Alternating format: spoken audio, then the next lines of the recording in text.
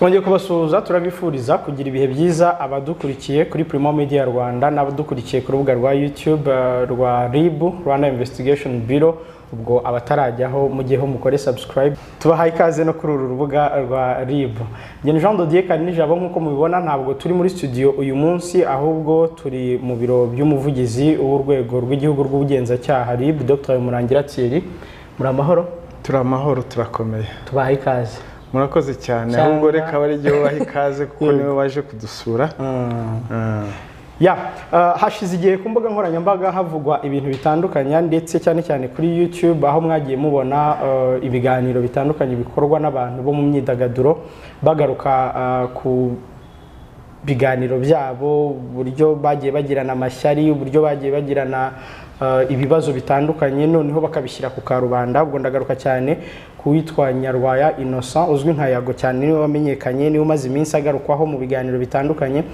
Ni ibiganiro rero byagiye biba uruhererekane ndetse hagiye hashyirwa hanze amashusho agaragaza ubwambure bwa bamwe. Ibyo ntabwo turi bubijyemo, mwarabikurikiye, ariko nk'urwego rushinzwe kugenza ibyaha twavuze tutese biriya bikorwa, cyane ko bamwe bagiye banagaragaza ko ibikorwa byagiye bikorwa n'amagambo yagiye avugwamo ashobora kuba ari bimwe mu bigize icyaha. Uretse kuba tubona abantu ku mbuga nkoranyambaga Dr bari gukora biriya biganiro bishobora kumvikanamo bimwe mu bigize icyaha, nko gusebanya mu ruhame cyangwa se gukangisha umuntu kuba wamugirira nabi, hari uwigeze abegera wenda nk'urwego rw'ubugenzacyaha ntimukurikirane mbere y'uko nabivuga akababwira ati reka negere RIB mbanze nyibwire, cyangwa mwagiye kubibona namwe mubona bya bastinze kuri iki?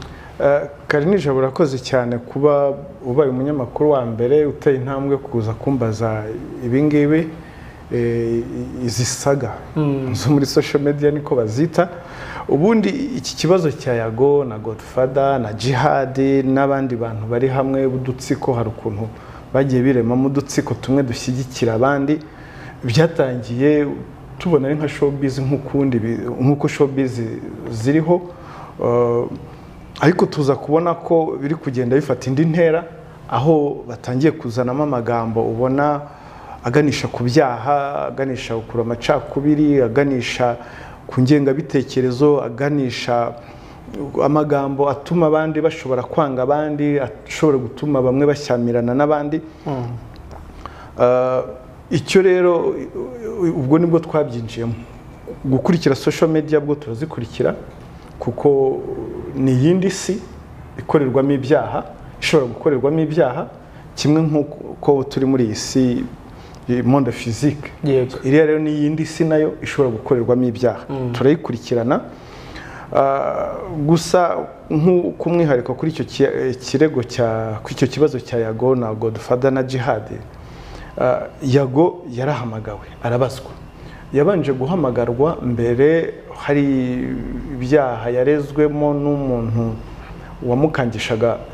yakangishaga gusebya. Yego. Ku bijyanye n'amashusho y'ubwambure bwe, Yago yamukangishaga ko ashobora gushyira hanze ku mbuga nkoranyambaga. Amaze guhamagarwa icyo gihe yarabajijwe, iperereza rirakorwa, ibimenyetso biregeranywa, kuko n'uwaregaga nawe hari uburyo wabonaga mo adatangamo ibimenyetso. Hari igihe abantu barega bashaka ngo RIB ngo bakangire umuntu urega, kandi twebwe ntabwo nk'urwego nka RIB ntabwo ari ibintu byo gukanga. Niba ari icyaha kirakurikirana. Kuza kubwira urwego waje kurega urangiza ngo ukagire ibimenyetso bimwe wanga gutanga, ngo kugira ibintu byo gushaka ngo urwego rujye rubakangira abantu, ntabwo ari byo. Yarahamagawe, arabazwa, arakurikiranwa, ibimenyetso birashakwa, ndetse muri ya process nabwo yo gushaka bya bimenyetso, Yago yongera gushyira video hanze. Video yarimo amagambo wumva arimo amacakubiri, aganisha ku macakubiri n'ivangura. Yego. Arabazwa, arakurikiranwa, ariko yakurikiranwa ari hanze. Muri cya gihe rero ibimenyetso byegeranwaga nibwo twagiye twumva nawe aravuze ngo yarahunze. Ibyo rero kuba bikurikiranwa turabikurikirana, kandi nta muntu utanga ikirego muri RIB ngo kireke gukurikiranwa. Aragitanga kigakurikiranwa, hari ibyo dusanga bidafatika, hari n'ibyo dusanga bifatika, hari ibyo dusanga ari mbonezamubano, hari n'ibyo dusanga biri criminal, ibyo bigakurikiranwa mu nzira nyine n'ubundi isanzwe ibyaha bikurikiranwamo. Yago ahunze rero yaragikurikiranwa cyangwa iperereza kuri ibyo ngibyo ryari ryararangiye? Ahunze yaragikurikiranwa nibyo, kuko abonye ko atangiye kubazwa ku byaha biremereye nka biriya by'ivangura yavuze, yahise agenda. Gusa ikigaragara ni uko aho ari ubona ko yagumye gukora ibindi biganiro nabyo ubona biganisha ku byaha. Icyo namubwira, namwibutsa hamwe n'abandi bose bumva ko bari hanze y'u Rwanda se, cyangwa se bumva ko amazina yabo bayahishe kuko bose babakoresha, n'iryo Yago ntabwo ari ryo zina rye. Yego. Ubwo dufata ntabwo ari ryo zina rye, ariko amazina yabo bose arazwi. So abo bose icyo nababwira, aho waba uri hose, bibuke ko ukuboko k'ubutabera ntaho kutagera, ntabwo byabuza kuba bakurikirana. Nibitonde rero kuvuga ngo avuye hano hari ibyo yarakoze, ageze hari ibindi atangiye gutangaza, n'ubundi bigaragaza neza ko ibyo yakoraga ari ibyaha. Inama namugira ni uko yajya mu nzira nziza, agakora showbiz neza, akayikora mu buryo bumwungura, bumuteza imbere, ariko akirinda kuyigira urubuga rwo kwibasira, rwo gukoramo ibyaha, kuri amacakubiri, amagambo y'urwango, hate speech. Ibyo ngibyo usibye na Yago n'abandi bose turabihanangiriza. Social media ntabwo ari urubuga rwo gukoramo ibyaha. Ibi bintu bya showbiz rero bisa nkaho byabaye, ndabona yarabaye ahantu ho mu mafuti, ngo bakoreramo amafuti abantu bamwe. Ngira ngo rero icyo nababwira, nta muntu n'umwe uregera RIB ngo ntibikurikiranwe, birakurikiranwa, ariko bikurikiranwa mu buryo bw'ubunyamwuga RIB ibonamo ko igikorwa iki n'iki kigize icyaha cyangwa se ntigize icyaha. Dr. Yago yarakurikiranwe ibihe byaha cyangwa aracyakurikiranwe ibihe byaha? Ubu ngubu ntabwo yaragikorwaho iperereza, ariko ubwa mbere yarakurikiranweho icyaha cyo gukangisha, gusebya umuntu akoresha amafoto y'ubwambure bwe. Ubu rero iperereza ryari rigikorwa kuri biriya ashobora kuba akekwaho bijyanye n'ibyaha byo gukura ivangura, amacakubiri. Yego. Yago ariko nawe aravuga ati ngewe mpunze agatsiko k'abantu bankoreye iyicarubozo mu gihe cy'imyaka 4. Yaba yarigeze abaregera ntimukurikirane abavuga muri ako gatsiko, kuko arabavuga no mu biganiro nabo ba jihad? Ikintu kimwe navuga, turatandukanya gutanga ikirego no kujya muri social media ukavuga akababaro kawe, ukavuga ibikubabaje. Hari bamwe bavuga ko ari terapi bari kwikorera, ariko nubwo waba wikorera terapi, iyo ukuvuga akababaro kawe ntabwo wagombye kuba ukora terapi, ukora ibindi byaha. Gusa itariki 14 mu kwezi kwa gatatu umwaka wa 2022 twakira ikirego cya Nyarwaya Innocent, ariwe Yago, arega uzaba kiriho Cyprien, ariwe Jihad mwene Rubayiza, amurega ko yashyize video ikubiyemo amashusho kuri account ye ya Instagram. Iyo video ngo ikaba imuharabika kandi imubuza amahwemo. Ari Yago urega Jihad? Ari Yago urega Jihad. Ikirego cyarakurikiranwe, dosiye yoherezwa mu bushinjacyaha. Ubwo rero sinza ako gatsiko avuga kariko, asa gatsiko avuga kuki ataregeye urwego akavuga ko gatsiko arega. Ntabwo ariko umwe mu bagize ako gatsiko ni Jihad n'umwe, ariko kurikiwe nkawe. Cyaha nike agatsiko ravuga, niba agatsiko kagizwe n'umuntu umwe byo ntazi. Gusa iyo aza kuba hari ikirego abona gifatika, nawe yari kugitanga, kandi urwego ntabwo rutoranya. Kandi kuba umuntu umwe ari gukurikiranwa ku cyaha iki ngiki ntibivuga ko nawe akosherejwe atarega. Yego. Iyo ni principe ushobora kuba hari icyaha gukurikiranwa, ariko nawe ukaba hari ikindi wakorewe, ibyo rero nawe urarega. yego. hari urundi rutonde ejo nakurikiranye ikiganiro cya Yago, ni nabwo bwa mbere nari mfashe amasaha 2 ndi gukurikirana bino bintu wa mugani wawe, ndakireba cyose ariko numva yavuzemo amazina menshi, harimo Sabe, harimo M Irene, harimo abitwa ba Rocky, harimo abo ba Jihad, harimo ba DJ Brian, ngira ngo ako ngako niko kubira hamwe akita Gatsiko. Abo ngabo bandi ukuyemo Jihad nicyo kirego yatanze, bo hari birego byabo mwagiye mwakira bifitanye isano n'ibyo Inyarwaya yavugaga muri kiriya kiganiro? Oya, ibirego abo bamwe muri abo ngabo vuze bagiye bakurikiranwa ni ibirego byabo bitandukanye bidafite aho bihuriye n'ibya Yago, kuko Brian na Jihad bigeze gukurikiranwaho nabo icyaha cyo gukangisha gusebanya bakoresheje amafoto y'ubwambure bw'umuntu. Ibyo ntaho bihuriye n'ibya Yago.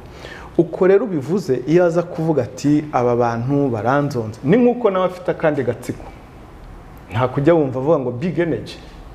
So ibyo rero ibyo nibyo bya bintu byo muri social media, ni amafoto yo muri social media tubwira abantu ko batari bakwiriye kwica showbiz.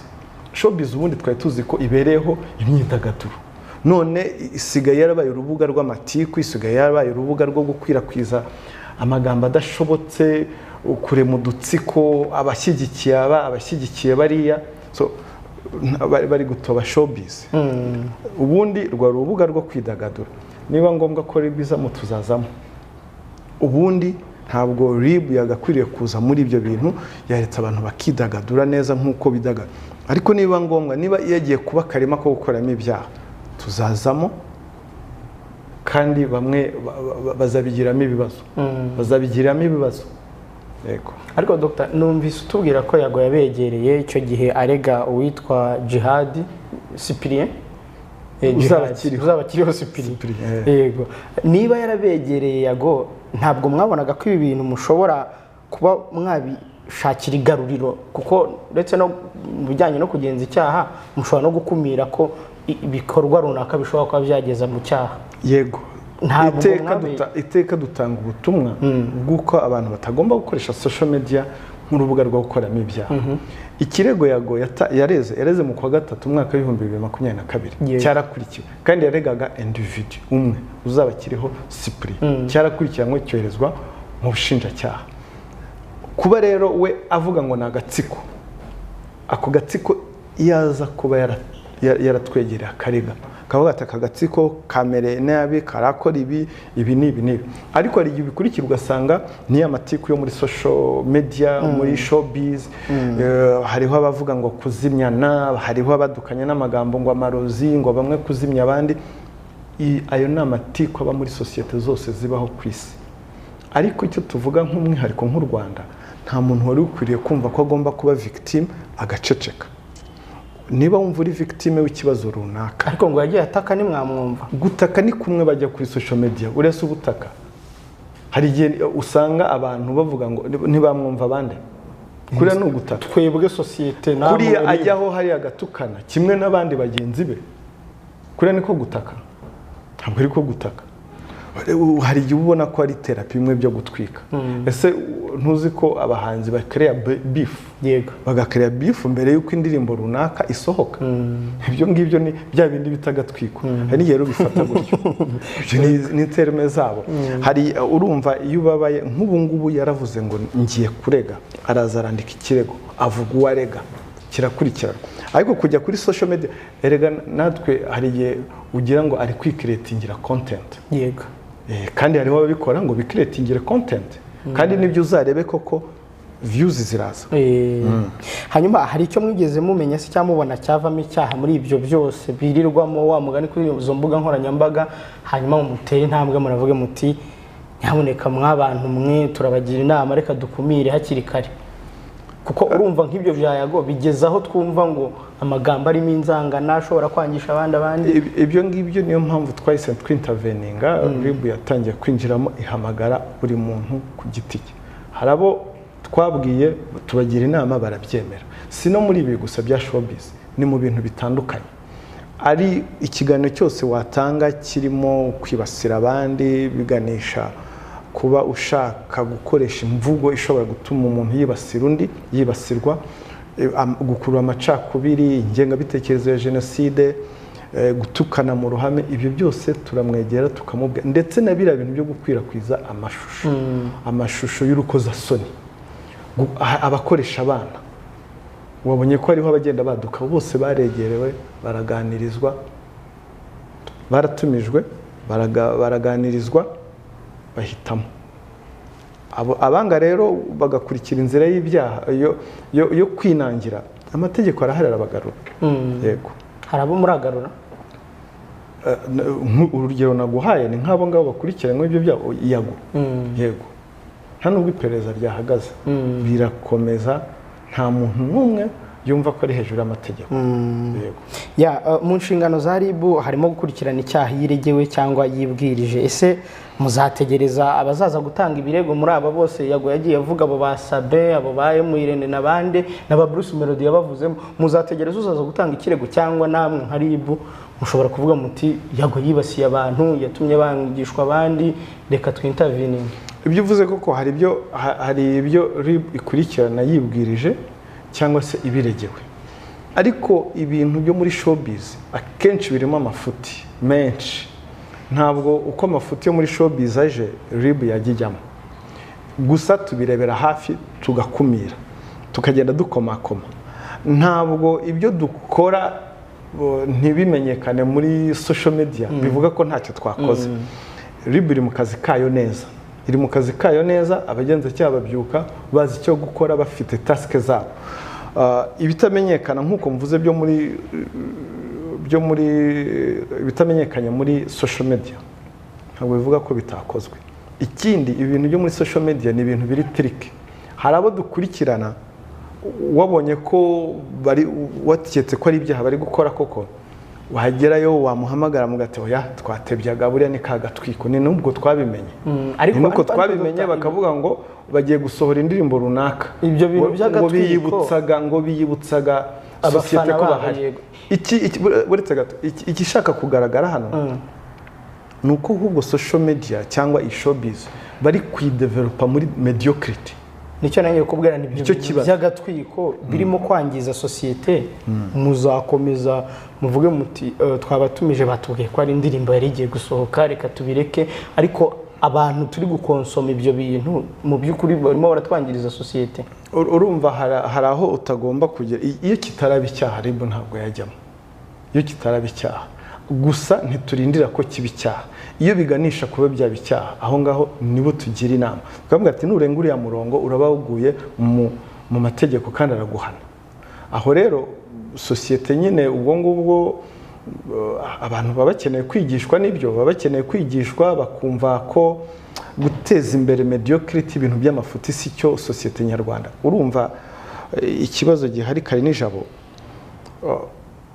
social media platform isa nk'ikibuga, ni ikibuga mu by'ukuri cyaguyemo abantu b'ingeri zose, abafite indero, abatazifite, abize media, abatarize, abafite ikinyabupfura kigerwa ku mashyi, abo bose barimo. Rero ni nk'inkota, social media ni nk'inkota yahawe abantu bafite izo kategori. Urumva nyine niho ugaragarira nyine imikoreshereze ya social media igaragaza character y'umuntu, igaragaza indero ze, igaragaza discipline ye, igaragaza level ya education ye, n'ibyo ngibyo nta bindi. So ni ikibuga cyajemo abantu b'ingeri zose, kandi ntabwo wavuga ngo u Rwanda ntabwo rwavuga, kuko iyo bavuga ngo freedom of speech and expression, ubwisanzure mu gutanga ibitekerezo, ntabwo bavuga ngo ugiye gushyiramo abize n'abatarize. Abafite ikinyabupfura bo baba bagomba kugorororwa, ariko nyine hariho abantu bagenda bagakora ibintu hariya bitagize ibyaha, ariko by'amafuti, bya antivalues, bidafite indangagaciro nyarwanda na nkeya. Abo ngabo bagirwa inama, kuko uko indangagaciro ugenda uzitakaza niko ugenda usatira umurongo wo gukora ibyaha. Abo rero biciye mu biganiro nk'ibi ngibi, biciye ko ubona ushobora kuganiriza umuntu kundi, tubagira inama yo kuvuga ngo mwitonde. Social media ntabwo ari icyumba cy'inzu yawe wumva ko wakoreramo ibyo ushaka. Umenye ko hari abantu bakukurikira, kandi iteka umunsi uwo ari wo wose ushobora kunyerera ukaba wakubitwa inkoni n'amategeko. Izi ni social media ziriho rimwe na rimwe nk'abana nshobora kuba ndambitse telefone yanjye ngiye nko muri douche akabona notification iraje akabona ubwambure bashyizeho. Ibi bintu tuzajya tukomeza tuvuge ngo abantu bari kwigishwa abandi turi kwangiza. Erega nuko mutekereza ko kwigisha biharirwa uruhande rumwe. Ubundi muri media wowe uri umunyamakuru wize. Muri media pillars za media nezi education, information, entertainment. Ubwo muri social media aba bantu bamwe bakoresha social media platform kwigisha kuri hehe. No kuvuga ngo dufatanye. Ntabwo akazi ko kwigisha society ari akazi karibu ka ministeri runaka. Nakazi mwebwe mubifite no mu nshingano ya mbere education, kwigisha no kwidagadura n'abantu information, kubamenyesha amakuru. Rero ukagira na responsibility kuri society nk'umunyamakuru. Wababaza uti umuhagaze mu nshingano zanyu neza, wansubiza gute? Wabaza media iba iri regulated cyangwa itari regulated, biriya bita ngo citizen journalism na professional journalism. Wababaza ko ufite igikoresho cya media, wowe uhagaze mu nshingano zawe neza. Wababaza mbere yuko bashifting your blame ku rwego runaka, basubiza ngo iki?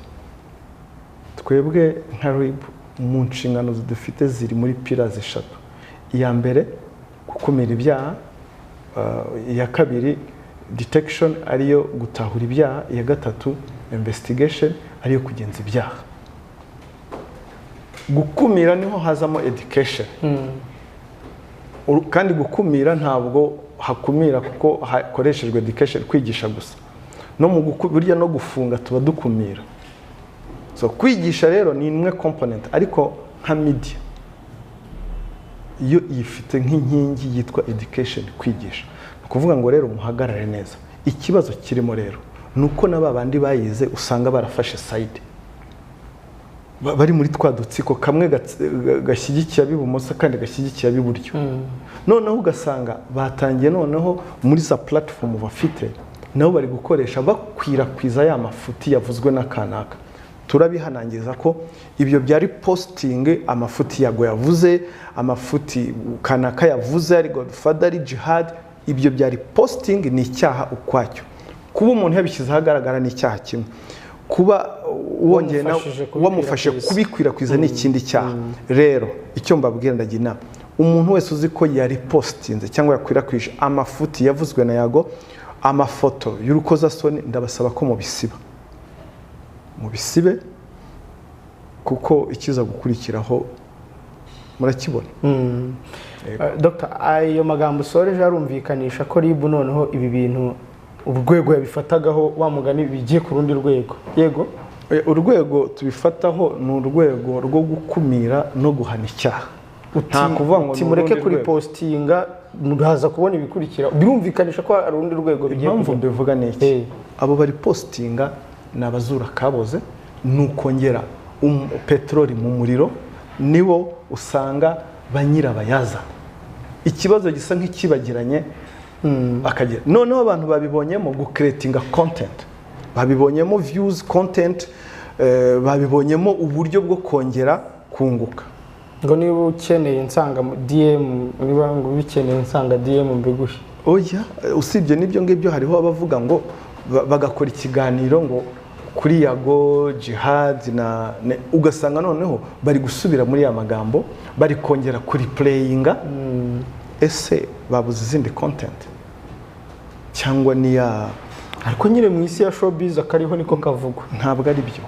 Nibo bagashyiraho kavugwa nabande, nibo bakavuga nyine, nibo bagashyiraho ngo kavugwa. Ejo ukongera ukabona undi yashyizeho ikindi kiganiro same, maze ikibabaza nabize media bari professional, twabonaga ko ari abantu bahagaze neza muri media, nabo bari muri uwo mutego ngo barasesengura. Sesenguzi rwose ni ngombwa gusesengura ariko. Hari rero umuntu buriya hari ikintu gitangaza muri bya biganiro tujya tugira dutumiramo abanyamakuru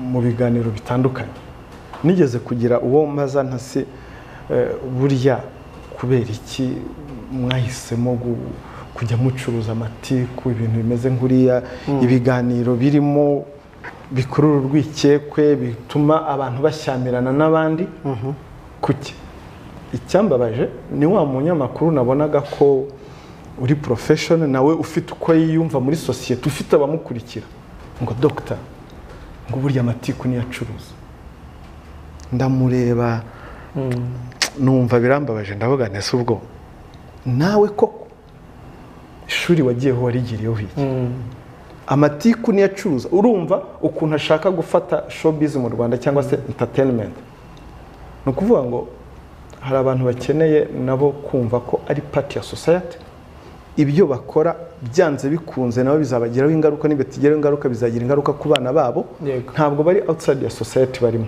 bakorera bavuga ko bakorera birantangaza buriya bamwe nk'iyo batashye abana babo ibyo bababaza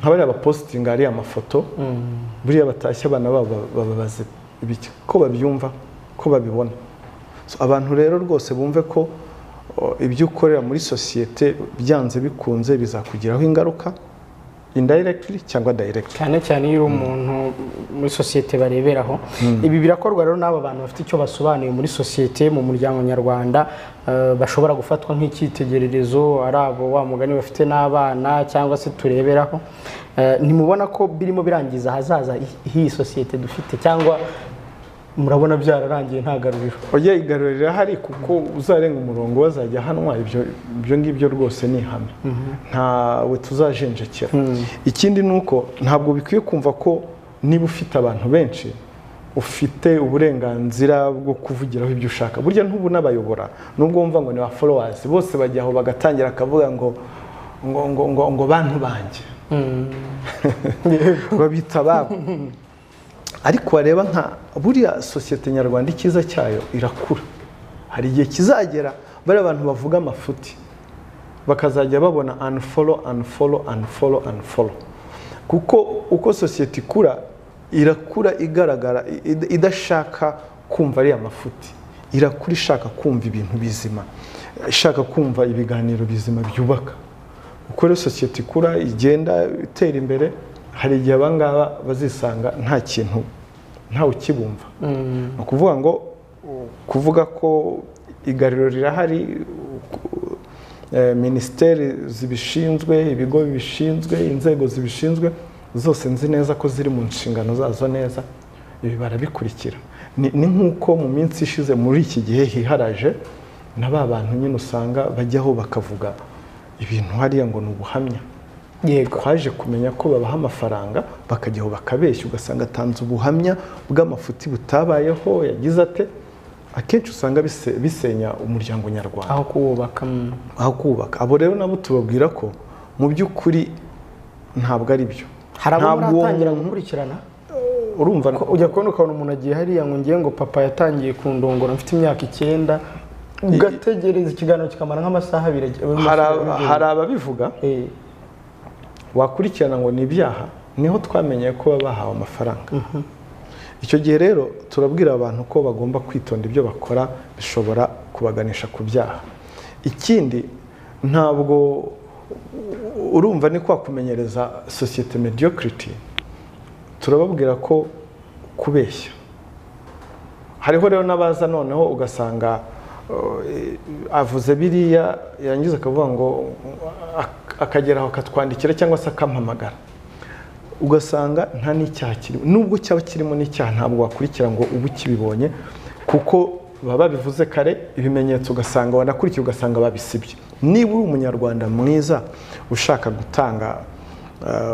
gutanga amakuru ku cyaha cyakorewe kanaka niwe kuki ubishyira ku rukuta rwawe aho buri muntu wese abibona kandi wibuka neza ko uwitwa victim niba ari nko ku cyaha cyo gusambanywa aba agomba kubikirwa ibanga urumva ko nta n'ubumuntu burimo ikigambiriwe n'icyo ari bubonemo yangiza akishyiraho ka kantu k'agakingirizo ko gushuka abantu ngo yataginze ribi byo ni ikizira ikindi hariho ubuhamya umuntu avuga ngo aratanga ugasanga arasenya sosiyete, arasenya umuryango nyarwanda. Ukareba rero inyungu irimo n'igihombo kirimo ugasanga ntiyabanje kubitekereza neza. Yego, ko hari nk'igihe umuntu ashobora kuza kuri Primo akavuga ati ngewe ndashaka gutanga ubuhamya bw'uburyo byagendekeye gutya. Mwene ubwo inama nziza nuko najya mbanza ngahamagara Murangira Thierry nkamubwira ni hari umuntu byagendekeye gutyo. Umva nkubwire kare nijabo, niba uri umunyamakuru wize uze ziriya pillars zawe, ikiza kizi social media platforms za YouTube urabanza ukayungurura, sibyo? Urabanza ukayungurura ukeditinga, kuko ibyavugiyeho byose siko bijyaho. Ugomba kureba igifitiye abanyarwanda akamaro, ugomba kureba niba iki kintu agiye kuvuga kitari bwe expose kanaka, kitari butume kitari mutera ingaruka runaka. Erega hariho ubuhamya umuntu ashobora gutanga ugasanga bwatanze bwakuriye hahamuka, bwakuriye umwiryane mu rugo, bwateye ibindi bintu bishobora no gutuma umuntu ahohoterwa. Yego nubwo ari suspect, ntabwo biba bigomba guca mu nzira y'ubutabera kugira ngo mu nzira y'ubutabera kugira ngo uwo muntu ahanwe. Ntabwo ari ukuvuga ngo kanaka birabita mob justice, abaturage nibo bamwihaniye kubera ko yumvise ibintu byamuvuzweho kuri social media. Ntabwo rero social media ari urubuga rwo gukoreraho ibyaha. RIB irihanangiriza abantu bashaka gufata social media nk'urubuga rwo gukoreramo amafuti yabo, ibyaha byabo.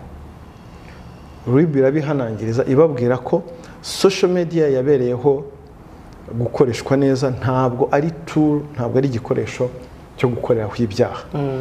Ibi byitwa ngo ni showbiz, ubundi yagombye kuba ari entertainment, urubuga abantu baruhukiraho bidagaduriraho, apana kurugira urubuga rw'amatiku rwo gushyamiranya abantu. Ikibazo aba bitwa ngo ni showbiz ntabwo bumva neza showbiz cyane. Abantu kwidagadura ntabwo ari ukubakurura mu matiku. Dr. hari twe abanyamakuru n'inshingano dufite kuri sosiyete bakomeje kugaruka ku bakora kuri izi mbuga bazikoresha, ariko hari n'abazikurikira, kuko urasanga abakurikira ibyo biganiro, umuntu ashyizeho ikiganiro cy'amasaha 2 cy'ubuhamya bw'ibyo biri kwangiza sosiyete, aho kugira ngo amugani bube n'ubuhamya bwo gukosora sosiyete cyangwa kugira icyo batungaho nk'itoroshi kugira ngo icyaha gikurikiranwe.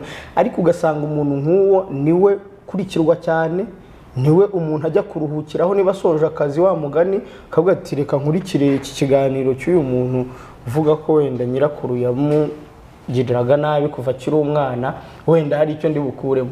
Hanyuma aba bantu bo babireba bakora subscribe, urababwira ngo baveho ntibari buveho sosiyete yo.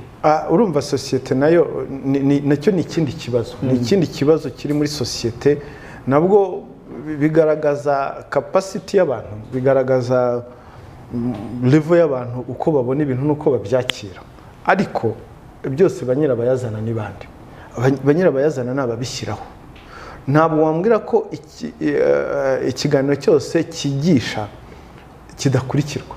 Urabizi hano hari abasore n'inkumi bakora za documentaire bafite views nyinshi, usanga ndetse harimo n'ubwenge bwinshi byigisha. Ariko nyine hariho n'indi sosiyete nyine idashaka kwiga, ishaka ikunda ibintu bya mediocrity nk'ibyo ngibyo. Abo rero nabo ndababwira ntiko burya igitangaje ubwonko uko bukora, uko ushyira mu bwonko ibintu niko bigenda biguhindura utabizi. Hari igihe abantu bumva amagambo yavuzwe muri social media hano, wajya kumva mwicaye muganira ukumva nicyo kiganiro kuzanye. Nkamubwira nti ibyo nibyo wumvise muri social media, muri za showbiz ntabwo ariko kuri.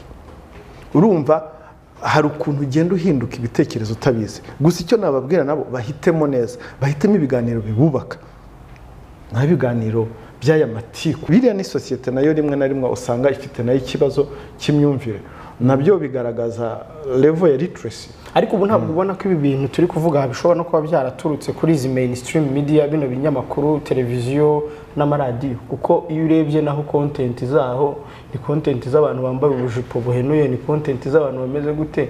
sinkeka ko ariho byaturutse. urimo urakebura social media gusa ariko mainstream media yo ifite iki navuze media muri rusange ariko nuko twari twibanze kuri social media kuko sinzi ko hari mainstream nkuko wabivuze hari aho twari twabona amatiku nk'ayangaya ntaho nzi mu Rwanda aya matiku ari muri social media kuko sinzi ko hari televiziyo ishobora gufata abantu ngo ihanganishe umuntu nkuriya wicari bavuge ari amatiku ari amafuti ngira ngo umunsi ukurikira yahita ifunga abantu bavuga ati wapi ariko kuko iriya ari kamera ye na YouTube yaragenda akicara akavuga ibyo ashaka nubwo burya yaba ari yawe ndugu yangu nubwo iyo kamera yaba ari yawe iyo YouTube channel yaba ari yawe abo ubwira n'abanyarwanda abo ubwira n'abantu nta burenganzira na bumwe ufite bwo gukoreraho ibyaha akaboko k'ubutabera kazakugeraho abo bose turababwira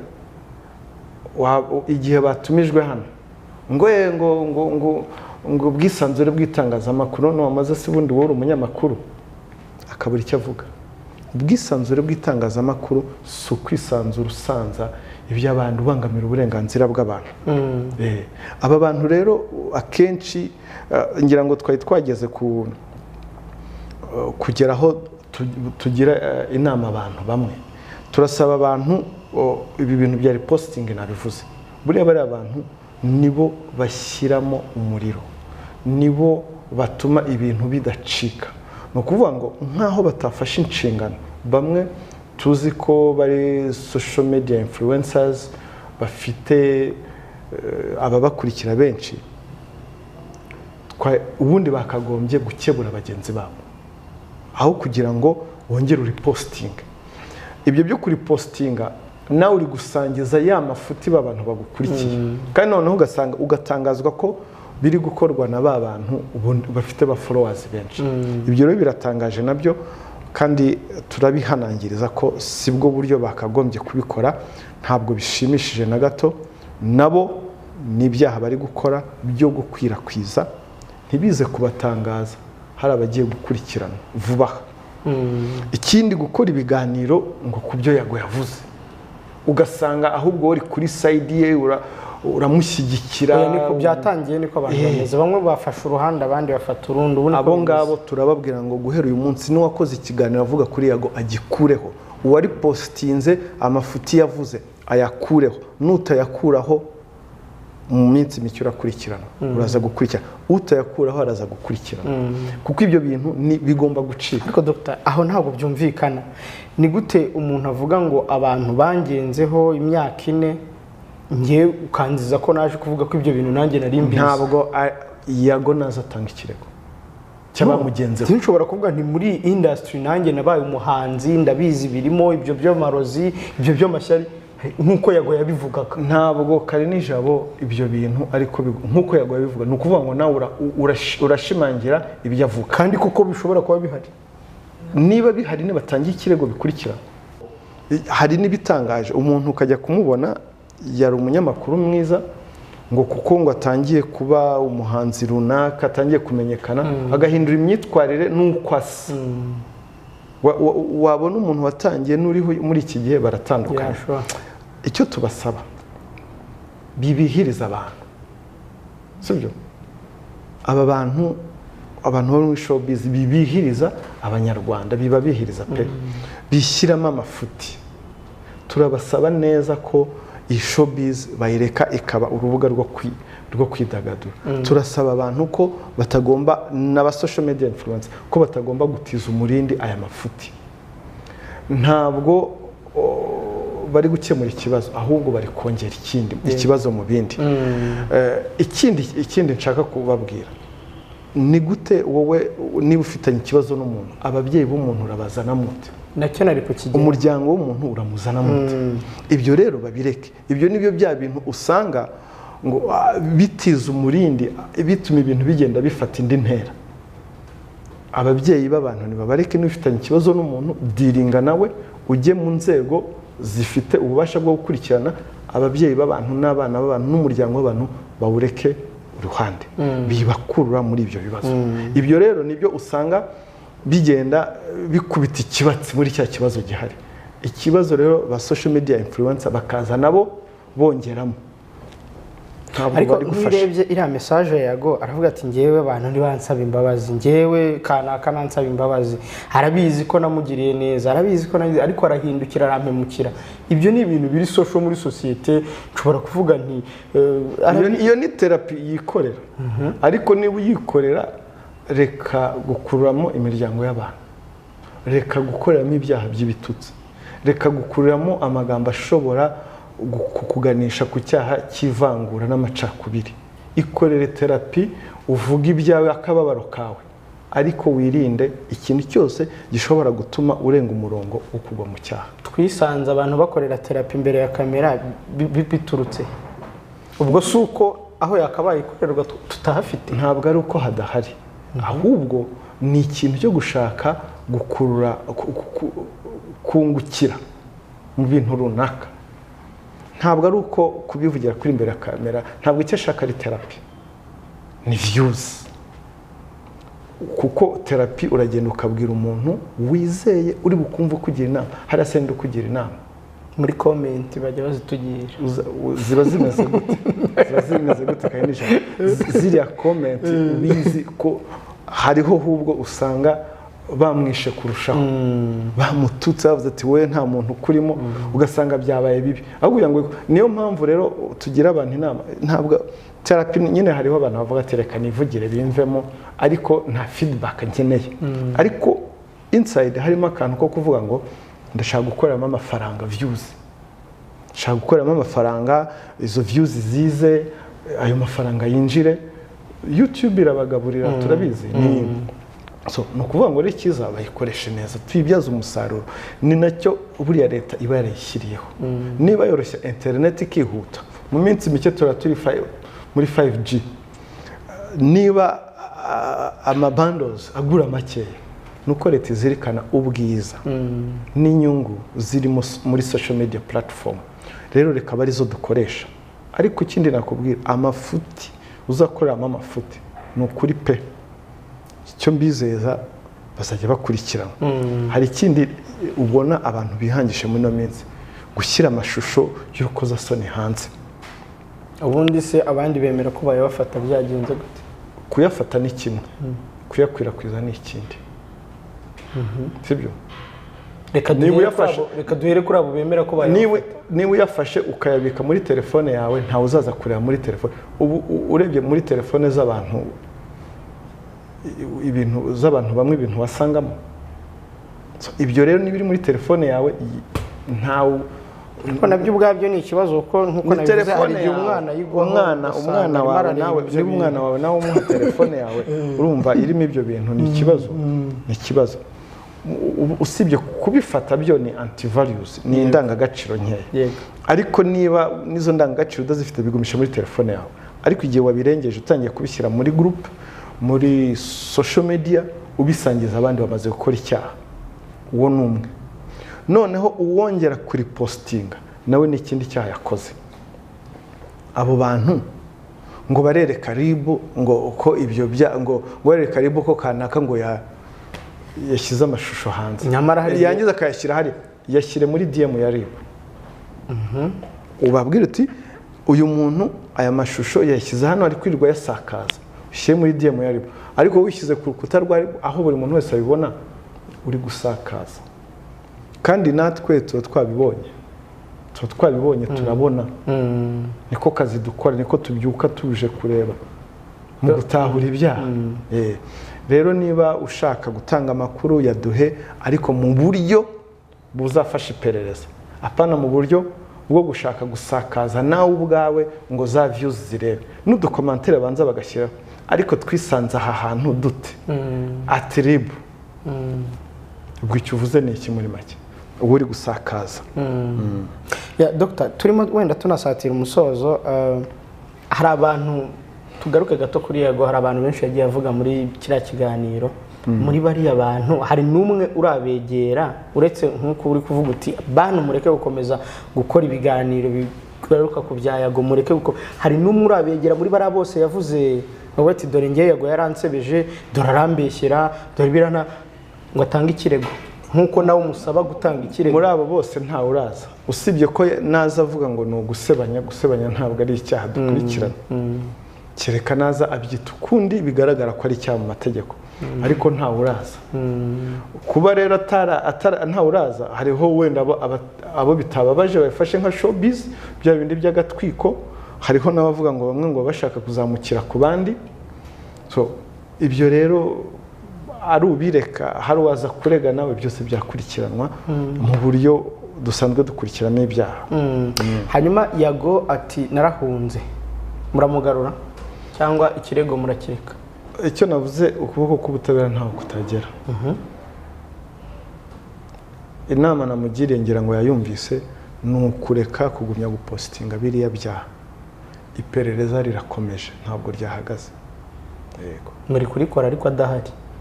Bivuga iki n'ubundi nubwo twarikora ahari atahaba ahari ni kwisi kandi ukuboko k'ubutabera hose kurahagera. Yego. Ingero turazifite nyinshi. Kandi rero ikindi naho yaba ari hose ibyo byaha nabyo birahanwa muri ibyo bihugu. Haba hari imikoranire hagati y'ibihugu no kohererezanya mu hakoze icyaha ibyo ni bisanzwe. Dr. turi gusoza rero. Yego. Hari ubundi butumwa bwihariye wumva watanga mbere yuko dusoza?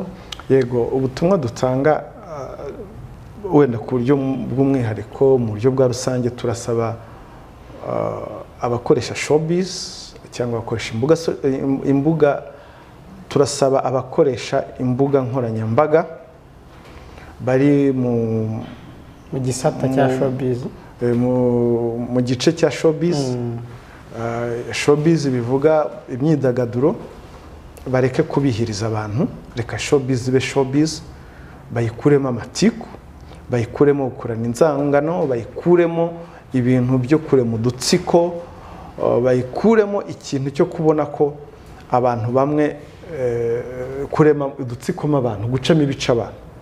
Ikindi cya kabiri kuba uri social media influencer menya ko uri social media influencer influencing abantu mu byiza ntiwe influencing abantu mu bibi. Kuba ufite abantu bagukurikira wagombye kuba hari nawe consideration wagombye kuba wiyumvamo kufite wagombye kuba wumva ko ari inshingano ufite ku bantu. Abo bantu rero ugomba kubaha ibintu bizima. Ibintu bizima bivuga bibubaka amakuru apana kubashora muri ayo matiku. Numvise harimo abadukanye ngo iby'amarozi ngo ibyo kuzimyana ibyo ni ibintu byo muri showbiz biba muri societe nyinshi ariko ntabwo tubyifuza muri societe nyarwanda. Noneho hari ibintu ubona n'ibyaha byo kuzana muri zo showbiz ugasanga batangiye kuzanamo ababyeyi b'abantu bataka famiye z'abantu. Niba ugiranye ikibazo n'umuntu mu bikemure mu buryo bw'ubucuti buri amical cyangwa se ubikemu utanga ikirego. Ikindi nuko hari abantu tubona muri showbiz bagenda bagatanga amafaranga bayaha abantu runaka ngo batanga ubuhamya bupfuye cyangwa se bagira ibyo bavuga bitari bizima. Aba bantu turababwira ko ibyo bakora atari ibintu byiza. Amategeko bashobora kuzisanga bari mu murongo w'amategeko bawurenze kandi amategeko akabahana. RIB ni urwego rwashyiriweho rubanda. Hari abantu benshi usanga bavuga ngo mu buryo buziguye bavuga ngo RIB irasinziriye ngo ntibona. Ubwo buryo bwo RIB turi mu kazi kacu neza abagenzacyaha babyuka ariko kazi bagiye gukora ko kurwanya ibyaha. Turasaba abantu rero ko bareka RIB igakora akazi kayo neza mu bunyamwuga bwayo kuko hariho ababivuga baninura hari icyo bashaka kwereka societe. RIB ntabwo igomba gukoreshwa nk'igikangisho. Ni urwego rw'abanyarwanda kandi RIB ntabwo ikora kuko hari umuntu wayishyizeho igitutu.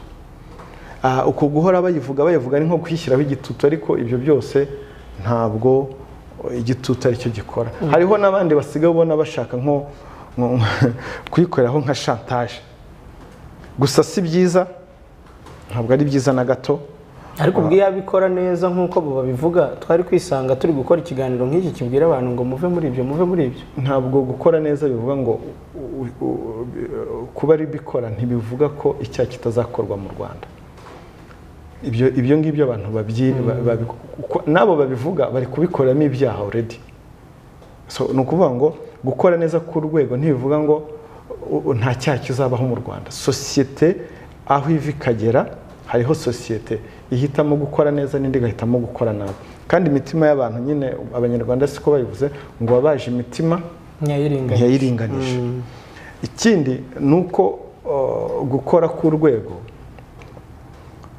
abo babivuga biterwa n'uruhande bahagazeho uyu munsi araza avuga kubera ko ngo hari uwamuhamagaye ngo amukorere ngo ubuvugizi, akaza avuga ati RIB ntifunga rwose abantu bakidegembya. Ejo haba hari undi wamuhaye amafaranga ngo amukorere ubuvugizi, RIB irafunga cyane. Urumva iyo double standard iri muri social media nayo ntabwo urumva nta idafasha abanyarwanda, ahubwo irakurura urwikekwe hagati y'abaturage n'urwego. Ni muri urwo rwego rero muri showbiz no mu bindi bice abantu tugomba gukoresha social media neza, twirinda ibyaha ibyo ari byo byose byakorerwamo. Tugasaba rero abo bantu nabo bagenda bakurikira bavuga ibintu nk'ibyo bakore unfollow. Niba ubona ibintu baguha bitakubaka, kora unfollow. Ikindi nababwira, za repost z'amagambo, za repost z'amashusho y'urukozasoni, za repost wa muntu wari postinze wese cyangwa se wakoze ikiganiro n'ubundi gikurura gishyira umuriro muri ibi bintu biri kuvugwa, mubikureho. Kuko ibyo nibyo bituma abanyarwanda nako abantu bamwe bagumya kugera muri icyo kibazo, kandi mu by'ukuri si n'ikibazo gikomeye, ni ikibazo cyoroshye gusa kigumya gukuririzwa n'aba bantu bo muri social media, kuko nabo bari kubikoramo ubucuruzi, bari kubicuruza. Yego Dr. hari ikintu wakomojeho cyo gukoresha abana mu biganiro nk'ibi byo ku ma YouTube na hehe, byo murabona bigenda bigabanuka, birafata indi ntera? Byo gukoresha abana byo ntabwo navuga ngo birafata indi ntera. Hariho ababikora bisa nkaho ari ugutera ibuye mu gihuru ngo babone ikivumbukamo. Gusa icyo nababwira, nta mwana wo gukurwa muri social media ibi bintu muri izi showbiz. Hari abantu bibeshya ngo kuko ngo umubyeyi we ngo yamuhaye uruhusa ngo kubura umubyeyi wawe ntawe ntufite uburenganzira bwo gukorera umwana wawe icyaha. Umwana ni uw'igihugu, ntabwo ubona abahanwa bakoreye abana babo ibyaha.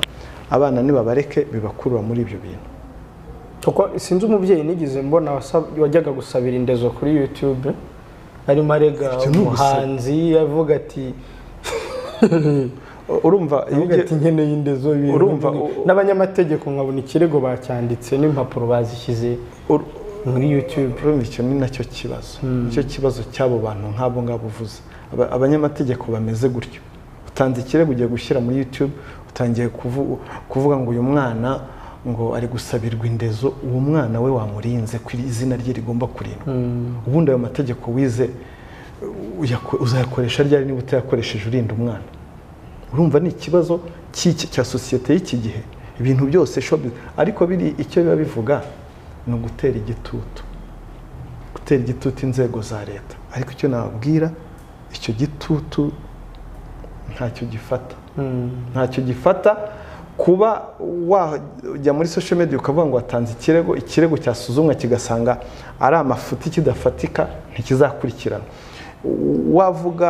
Wajya muri social media ukavuga ngo watanze ikirego twakireba tugasanga ari ikizima koko gifatika, kizakurikirana. Ibyo rero byo kujya muri social media, ese uzi ko nabo basigaye babikora kugira ngo biyamamaze, bamenyekane nyine ko ari abanyamategeko bakomeye. Ariko rero mu by'ukuri it is unethical.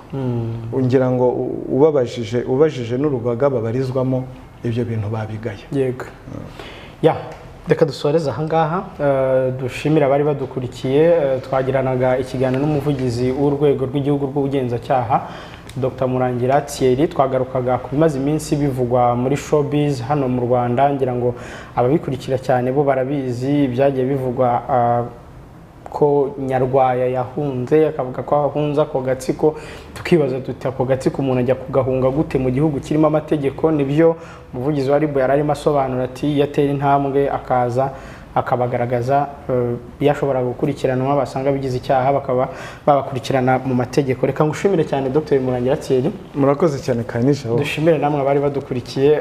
Ubwo ibiganiro byo kuri Primo Media Rwanda nakagaruka mbibutsa ko RIB urwego rw'ubugenzacyaha mu Rwanda rufite channel ya YouTube mushobora kujya nayo muyikurikira mukareba ibijyanye n'imikorere y'uru rwego ndetse n'ibiganiro bitandukanye bihatangirwa.